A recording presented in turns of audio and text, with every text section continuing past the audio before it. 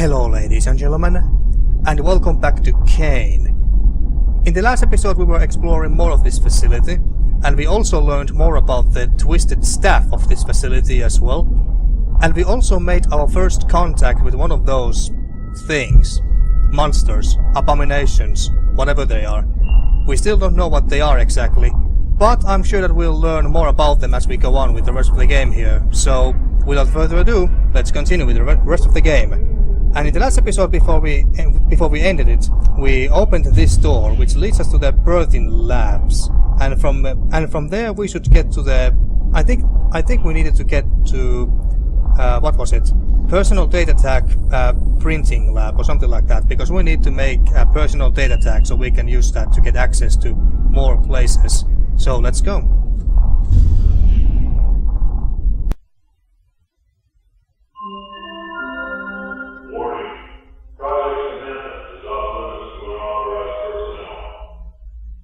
Okay. Don't tell me that this is the security hologram. The area beyond this door must be important to warrant such security. Okay, but where does it lead? Does it lead to the PDA printing lab? I hope not, because that's where we need to get to.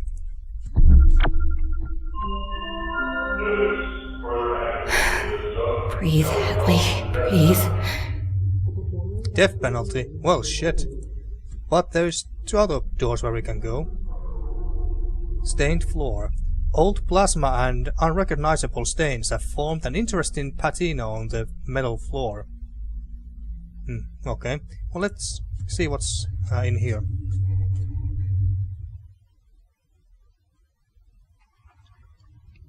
Oh, well, this is green. Grubs. The specimens in the habitat are inert and unresponsive, perhaps in some sort of induced coma. Well, you can stay in coma, alright. I don't care for these guys at all. Glass barrier. The optically transparent polymer forms a particularly resistant barrier to the grub habitat. Retrieving platform. Crusted smudges of brown ichor stain the specimen tray. Atmosphere readout. This display primitively summarizes the current temperature, humidity, toxicity, and other status levels of the specimen habitat. Biological growth. A greenish, gaseous smoke lingers around the composite mass of flesh, muscle fiber, bone, and other organic matter. Oh damn. Terminal. This terminal shows diagnostic information about the specimens, including growth charts, medical reports, and a feeding schedule. I wonder what they feed to these guys. Okay. Well, let's check out the terminal and see what it has to say. Grub habitat. Caligula, Attila, Megele, Genghis. These must be names. Incidents. 10:10 p.m. Flat was temporarily removed from the habitat using a baited containment canister. Caligula has exhibited extreme aggression towards her siblings. Mao consumed 5 appendages from Nero. I have supplied raw meat and plasma to encourage brood gas production. Flat produced an excess of the nootropic vapor, which resulted in low visibility in the habitat. 1 cubic meter of gas was shipped to the CAYNE lab for the subjugation of Samantha. Flat has returned to the habitat. Observation 1. Attila has started the metamorphic process. I have applied a metabolism inhibitor in order to inhibit stage 2 maturation. Observation 2. The grubs are responding negatively to maternal vocal calls. There is a possible rupture in the grub containment enclosure that is causing a brood gas leak that is in turn agitating Samantha. 7 a.m. Habitat humidity reduced from 84 RH for the 512-hour hibernation cycle. Personal. I'm making a note of the crew facilities passwords in case Poland locks me out again. Aha, so this password is for crew facilities. Okay. So it's lightning, flag, arrow, and lightning. Okay, and crew facilities. Okay, that's good to know. Atmospheric and environmental control. I can interact with this. Okay, that's all what we needed, I take it. Retrieving platform. Oh, God. It must smell terrible in there. Yeah, just thinking about it. Aha, we need a canister for that. Sample retrieval node. It's a pneumatic delivery tube for moving samples safely between the observation laboratory and the specimen habitant. Excuse me. Okay, so we need a canister of some kind for that. Okay. Well, let's leave for now. So we got a password for the crew facilities, so that's good. And what's behind door number 2?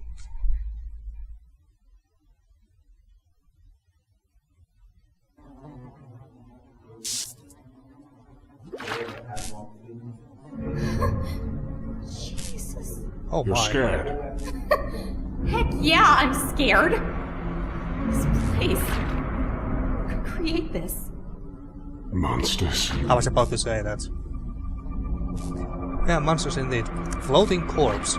Lacerated ribbons of flesh and muscle tissue frame the shattered vertebrae like some grotesque work of art. A mangled PDT clings to the spinal cord. A mangled PDT clings to the spinal cord. Maybe we need to get that PDT. We can't interact with it, we can just look at it though, but there's something else. Voice recorder. An alternative voice broadcasts from the tiny recording device. Well, let's pick it up.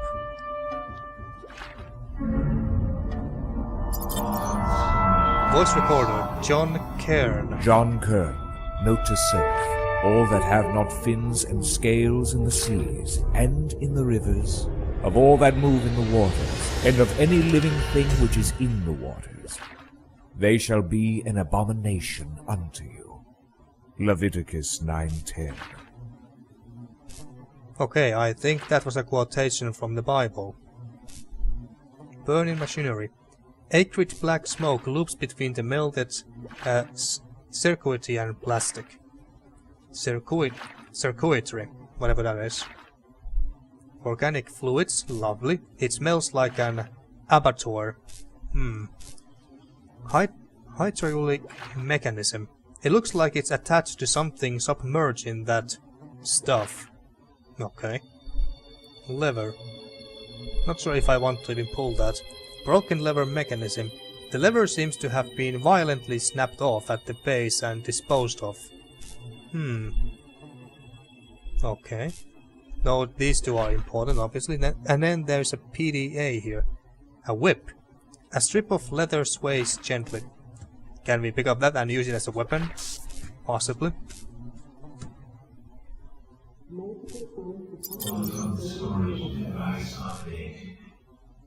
Okay, so we got a whip. That's nice. So we can go full Indiana Jones mode now. A blood-stained whip with tiny burrs. Okay. Okay, the powerful voice of John Cairn instructs. Note to self. Oh, okay, it's just repeating the same thing. Okie dokie. Now, time to read some more PDAs, I suppose. Is this John Cairns?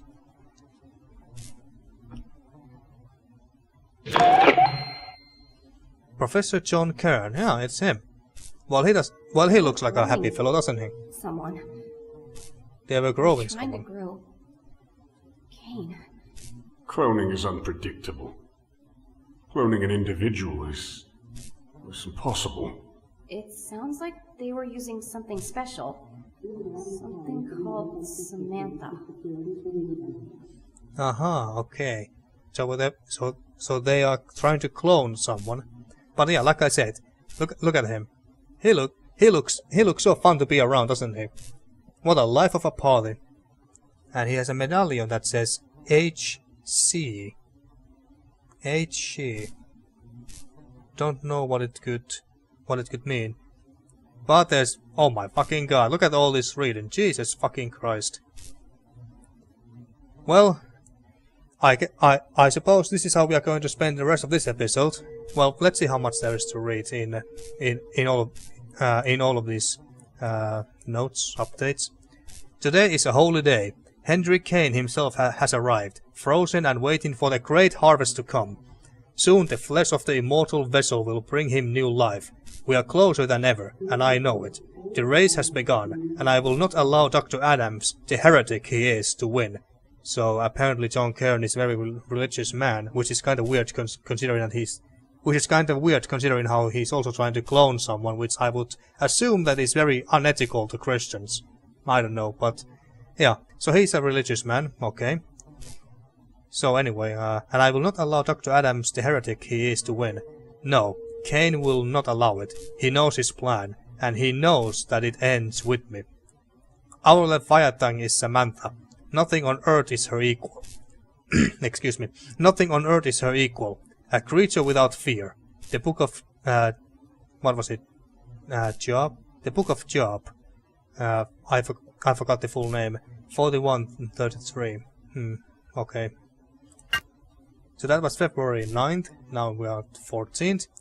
Never again will he die. Never again will he feel pain. Never again will he leave us. He will be reborn of his own duplicate flesh, and not that of Adams and his ridiculous mind transfer parlor trick. It kinda sounds like he's trying to resurrect Jesus or something. And March 13th. We are getting closer. Our next patient has undergone the new and improved genetic fusion procedure and is reacting well. The spinal cord has been killed, meaning that the dead cells we need to regenerate and reform into a functioning spine. No signs of physical rejection thus far, and cellular regeneration is slowly beginning. It should reconstruct itself overnight. Okay. March 14th. Our Lord has stricken us with inadequacy.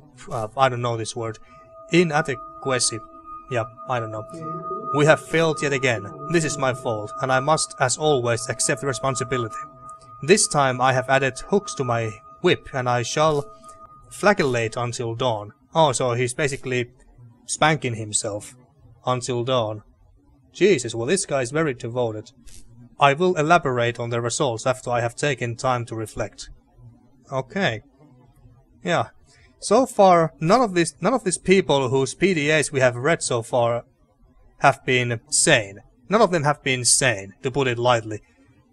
All of them seem to have 1 or 2 screws loose in their heads. Jesus.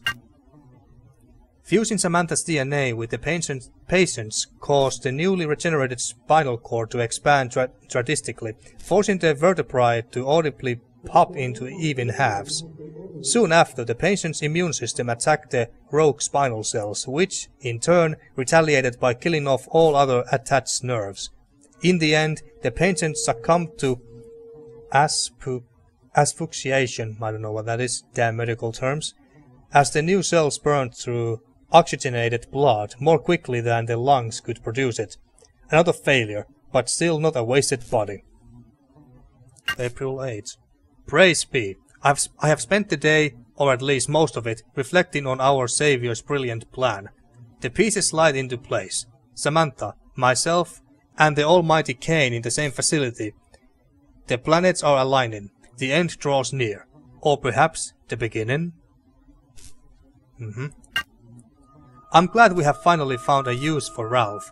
Never heard of that name before yet. We have put him to a more productive task. His blasphemous lectures about how the fungal plague is the result of poor hygiene were getting on my nerves. It is CAYNE's doing. The plague is his retribution for our sins. May 30th. Tonight, we test again. We'll be using the same procedure as before, but this time an enzyme inhibitor will be introduced to prevent excess tissue regeneration. We must not accept failure. We will bask in the light of CAYNE's restored glory. He that hath an ear, let him hear what the Spirit saith unto the churches. He that overcometh shall not be hurt of the second death. Revelation 2/11. June 8th. Still, the patient lives. However, it has exhibited some concerning symptoms. Although the spinal cord has stopped regenerating at an appropriate time, the arms and legs will occasionally twitch, or more accurately, flail. It seems that the spine has control over the connected limbs. June 11th. The patient is no longer viable. After a promising start, the regenerative tissue again expanded beyond intention. Surprisingly, the patient's removed vocal cords were reconstructed. Of course it did not understand speech. It must have been frightened by its own inhuman screaming, as it immediately tore its own throat out. After some gurgling, it generated within hours. Jesus Christ. Then terrible screaming and bloody extraction. A cascade of rotting tissue. The previous throats began to form a dangling, bleeding scarf as the patient continued to tear itself apart. Oh my fucking god. That sounds brutal. Oh, that abomination. As far as Sharon can tell, Adam's unrighteous creation has wasted precious flesh in making a toy of some kind. Just like its creator, the abomination has been an unholy waste of resources. Even a name such as hobo is an undeserved grace. It is an animal and nothing more. Pestilence strikes. The fungal threat is weak now, but soon it will spread to our food and to our bodies, if it hasn't already. This is our first, and perhaps final, warning to make haste. I have traced the spores to a cargo shipment earlier in the year, but I have no idea how they became so virulent. Behold, with a great plague will CAYNE smite thy people and thy children and all thy goods. 2nd Chronicles 21:14. Still quite a few to go. August 29th. The fungus is having an observable impact on the cellular regeneration process. One patient began to develop a film of what resembled reptilian scales, complete with a secondary set of eyelids. This is unacceptable. The spinal regeneration process has been mastered. Almost any tissue can now be perfectly reconstructed, but it's impossible to get definitive results with this interference. CAYNE, if you truly seek rebirth, why do you hinder me so? Is this not the time? Surely there is a reason. October 12th. Samantha scratched several demonic scrolls into an insignificant employee's back. I warned them not to get close to the succubus. She is a devil. Sometimes we need to make a deal with hell to get closer to heaven. September 18th. Forgive me, CAYNE. I succumbed to Sharon's temptation and had a romantic dinner rather than working late, as I should have done. Watch and pray, that ye enter not into temptation. The spirit is indeed willing, but the flesh is weak. 1 Timothy 6:11-12. My repetitive failure has indeed had an impact on my fate. I am being tested. For the love of CAYNE, I shall rise above. Well, you do you, buddy. Today I noticed that my laboratory is missing several incubators. The last inventory check was several months ago, so it could have gone missing at any time. This is undoubtedly the work of Adams, but why? He doesn't need the equipment, and I can certainly spare it. Perhaps the hobo is involved. It is disconcerting at best. And finally, December 15th. Time is of the essence. Samantha's escape today is likely to be the first of many, and we will eventually run out of ways to subdue her. The re-engineered crops are producing a potent gas that is driving the beast to fluster. Whether she kills us all or we find a way to kill her first, neither outcome revives CAYNE. I will not rest until he has returned to intervene. From this point forward, I live for nothing else. Well, like I said, you do you, buddy. But other than this, we haven't learned anything too useful, at least, like no passwords or codes or anything that I should write down. But it's interesting read regardless. All of the staff are fucking nuts, I tell you that. I wonder if that's one of the requirements to get here to work. Being nuts in some way or another. Being nuts. That's the only requirement. Okay, so let's see. What happens if I pull this lever?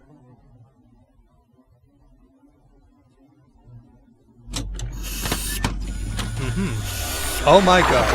That was nasty. Jesus Christ. Were they trying to clone giants? Womb. Ah, it's a womb. That's wonderful. A uterus made of flesh and machine. Flesh and machine, huh? So they were trying to clone people by making fake wombs. Is that what's going on? What about this broken mechanism? Oh, we can't use it, of course. Let's see. Could I use anything? What about blade? Maybe if I jam it in. On second thought, I'm getting desperate. Well, don't get desperate just now. Not yet, anyway. What about this, whip? If I could only... bad idea. Okay.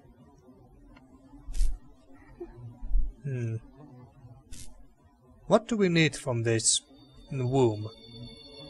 I don't think we need anything from this. But there is a PDT that we need, I take it. But I can't interact with this in any way. I don't think. Use a whip.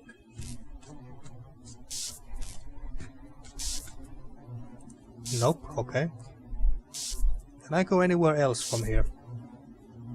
Doesn't look like it, no. I can only go back. Can I combine this with... Oh, can I combine this with the whip? What was I thinking? Nope. How about Omnitool? Yeah, it's official. I'm losing my mind. Can we use the Omnitool with the broken lever mechanism? If I turn it around, it might fit. Probably not. Okay. Restraining harness. Shattered thermonylon strapping and mangled clamps dangle ominously from the massive reinforced steel frame. Okay. We still haven't found a canister of any kind for the other room to get a sample, but then again, why would we need a sample yet?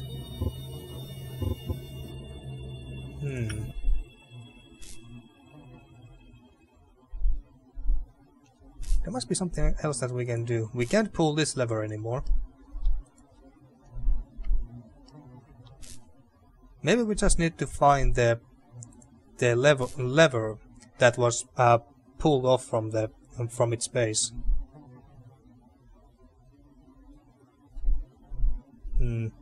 It's not here.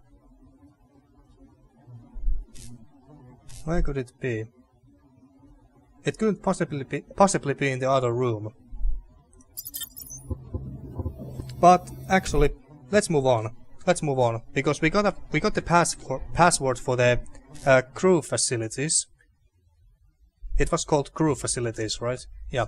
So we can go there next.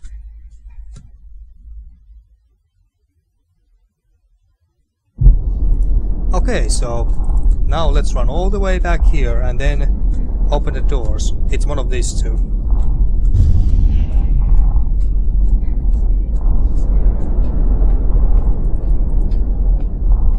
Come on, Hadley. Okay, so crew facilities.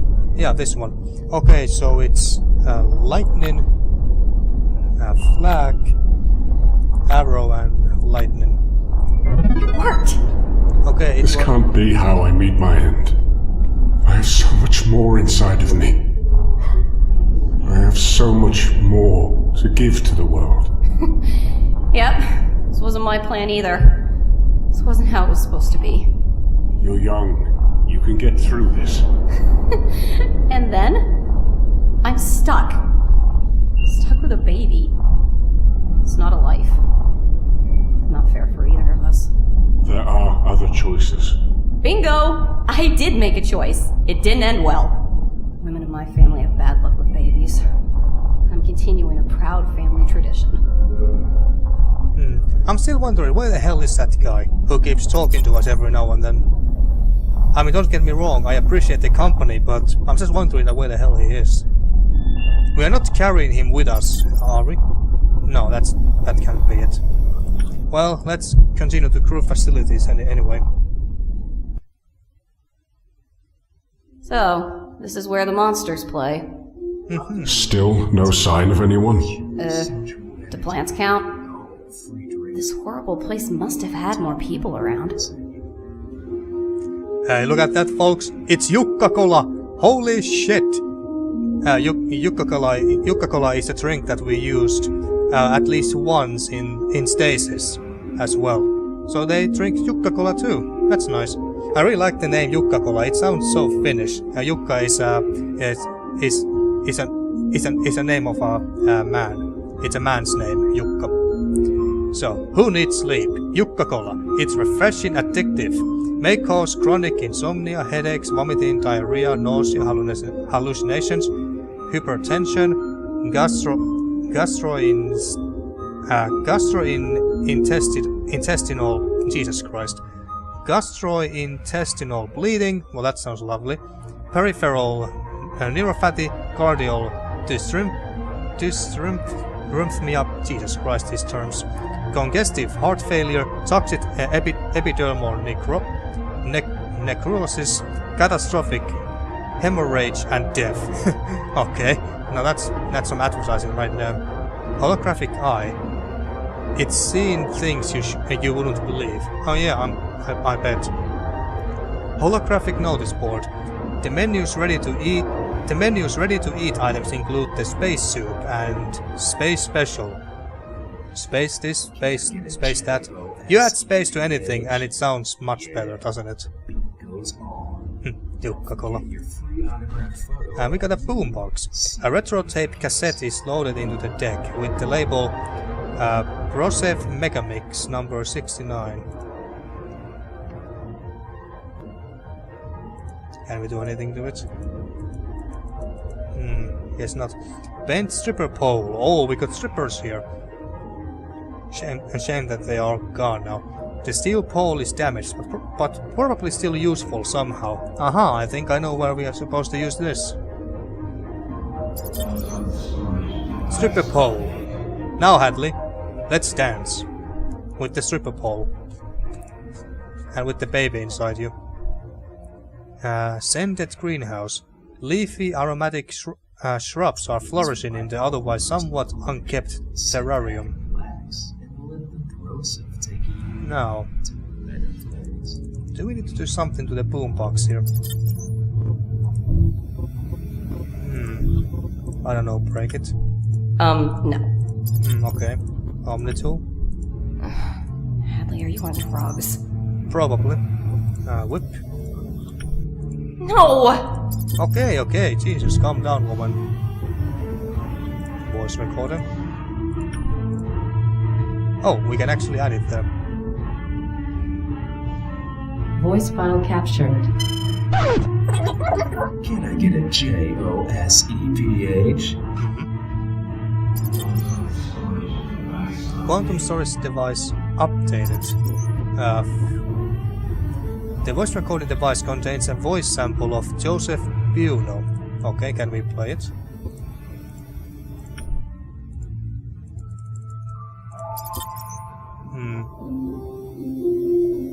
A voice sample. Ah, okay, so we have to use this later to, I don't know, open a door or something that requires a voice sample of some kind. That's what I assume, that we have to use it later on. Okay, but let's continue on to this room.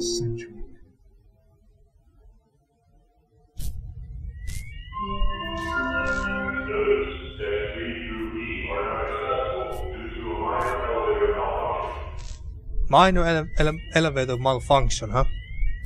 It's on fire. Smoldering debris. The steel wreckage radiates an immense amount of heat. The air above it hazy and distorted. And these seem to be all locked. There's a PDA there, but I think I'm gonna... Can I even get there? It doesn't look like it, no, because this is in the way. Okay. Didn't want to read that yet anyway. I have done enough PDA reading in this episode. Well, at least this door is still open. Blood streaks the threshold like a red carpet. Well, isn't that lovely?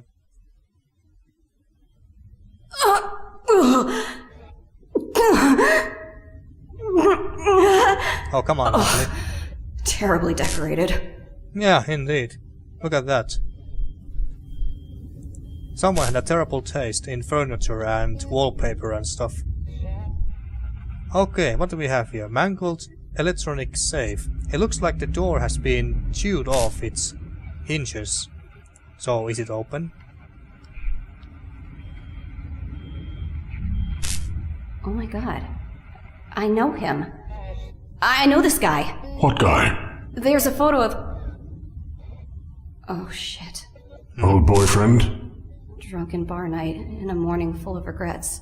Well, shit. They paid for the procedure. They chose the hospital. Who? CAYNE Corporation. Oh, holy shit! So this is this is the guy who knocked her up.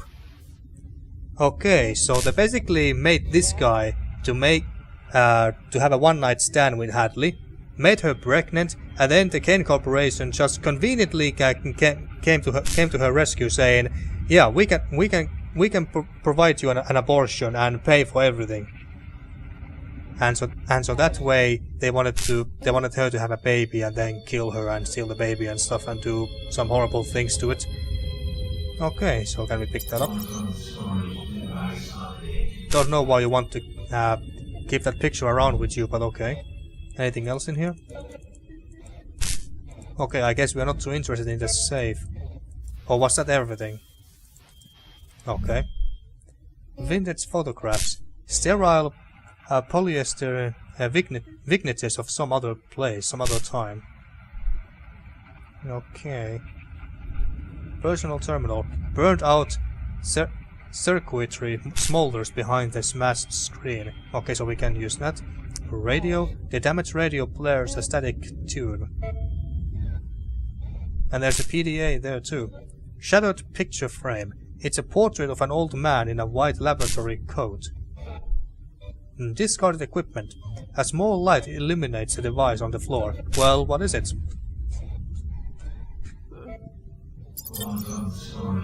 PDT. And it looks unused. How do you know? No blood on it. And it doesn't smell like rotting meat. Ah, okay, so blank PDT. So I assume that we have to use this in the PDT printer lab once we get there. Maybe we actually need this photo for that exactly, so we can get a picture of some kind to the PDT. Possibly, maybe that's why we are carrying this. A photograph signed Love Joseph. It also furnishes a lipstick kiss and a suspect stain in the corner. A suspect stain in the corner. Oh, you mean that white stuff? Do I even want to know? Do I even want to fucking know what that white stuff is? Well, I don't think I do. Okay, and there's another PDA here, which most likely belongs to this Joseph guy. The one who knocked Hadley up. Blood-covered sheets. Did someone have a time of the month there? The blood-sodden sheets have dried like a scab over the bunk. Well, that's lovely. Maybe they had a little accident when they were when they were having some action there, and then accident happened. Yep. Okay. I don't think there's anything else that we want to pick up. And like I said, I don't really feel like reading another PDA in this one episode. So you know what? I'm actually going to end this episode here. And in the next episode, we are going to read this PDA, and I believe that we have to use the stripper pole on that broken lever where the lever was gone, and so I assume that we have to use the stripper pole on the mechanism there to make it work. That's what I assume anyway, but we'll see. And maybe in the last episode we can also find our way to the PDT printer lab and use this and possibly the photo there, and maybe something else too. Still don't know what we're supposed to use this whip for, but hey, we'll find out eventually, I'm sure. So, until next time.